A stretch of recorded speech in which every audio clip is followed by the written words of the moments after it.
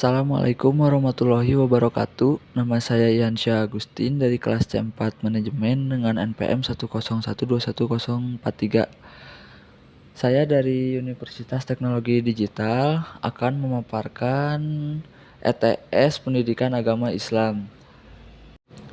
Yang pertama ada 4 pokok pembahasan, yaitu yang ke-1 Alhamiyatul Marifatullah, yang kedua At-Thoriq ila Marifatullah, yang ketiga Al-Manawi min Marifatullah, yang keempat Al-Adillah ala Wujudillah. Selanjutnya Marifatullah. Kata Marifatullah asal katanya arafa, yarifu yang artinya mengenal. Jadi Marifatullah adalah upaya manusia untuk mengenal Allah. Ibnul Qayyim mengatakan bahwa semakin tinggi marifat kita kepada Allah, maka semakin tinggi ketaatan kepada Allah, semakin menggambarkan diri kita bersifat ihsan. Yang ke-1 Alhamiyatul Marifatullah. Alhamiyatul Marifatullah. Marifat berasal dari kata arafa ya'rifu marifa atau mengenal. Marifatullah dimaknai dengan pengenalan terhadap jalan yang mengantarkan manusia dekat dengan Allah, mengenalkan rintangan dan gangguan yang ada dalam perjalanan mendekatilah diri kepada Allah. Ciri-ciri dalam marifatullah yaitu seorang dianggap marifatullah jika telah mengenali 1. Asma atau nama Allah Subhanahu wa taala, yang kedua sifat Allah Subhanahu wa taala, yang ketiga af'al perbuatan Allah yang terlihat dalam ciptaan dan tersebar dalam kehidupan alam ini. Selanjutnya dalam marifatullah ini terdapat dukungan dalil yang kuat. Pertama, dalil nakli, menjelaskan bahwa Al-Quran memberi petunjuk kepada manusia akan hakikat Allah pertama. Kedua, dalil akli, menjelaskan tanda-tanda bagi orang-orang berakal.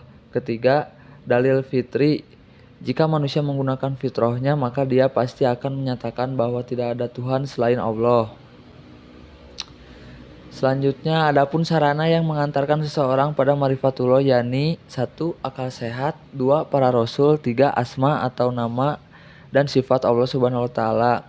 Selanjutnya, cara mengenal Allah Subhanahu wa taala ada 2, yakni ke-1 jalan yang dilalui bukan atas dasar petunjuk Islam. Yang kedua, jalan yang dilalui berdasarkan petunjuk Islam. Selanjutnya, jalan penghalang dalam marifatullah yaitu 1. Al-Kobru atau sombong, yang kedua Az-Zulmu atau zolim, yang ketiga Al-Kazibu atau dusta, yang keempat Al-Fusuku atau fasik, yang kelima Al-Kufru ingkar, yang keenam Al-Fasadu atau fasad, yang ketujuh Al-Ghaflah atau lengah, yang kedelapan Kasratul Masyi atau banyak berbuat durhaka, dan yang kesembilan Al-Itriyab atau ragu-ragu.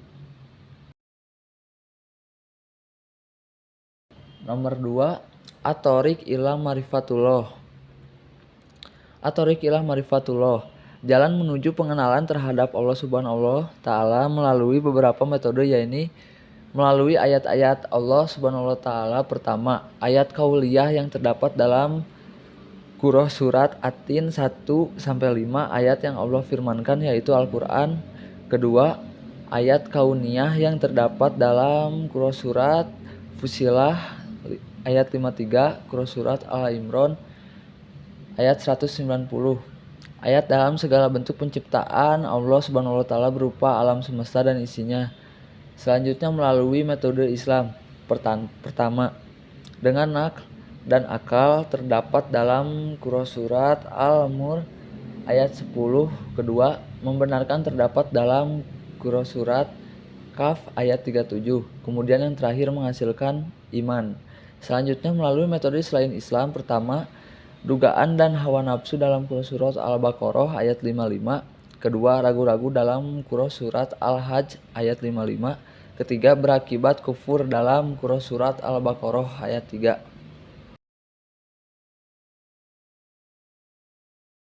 Nomor 3, Al-Manawi min Marifatullah. Al-Manawi min Marifatullah, yang ketiga Al-Manawi min Fatrullah, penghalang-penghalang mengenal Allah. Terdapat 2 hal yang menghalangi manusia dalam mengenal Allah. Yang pertama, al-fiksu, kefasikan, yang kedua al-kibru kesombongan, yang ketiga ad-zulmu kezaliman, yang keempat al-kizbu kedustaan, yang kelima kasratul mahsyir, hal yang kedua menghalangi mengenal Allah.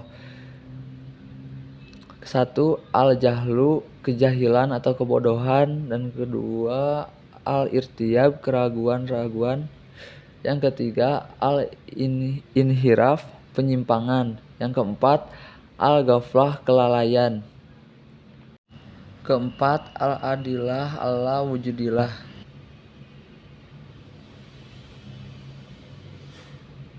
Eksistensi Allah. Tuhan telah menciptakan dan memelihara alam semesta dengan kekuasaan dan kasih sayangnya adalah hal yang tak terbantahkan. Eksistensi Allah ditunjukkan oleh beberapa dalil berikut.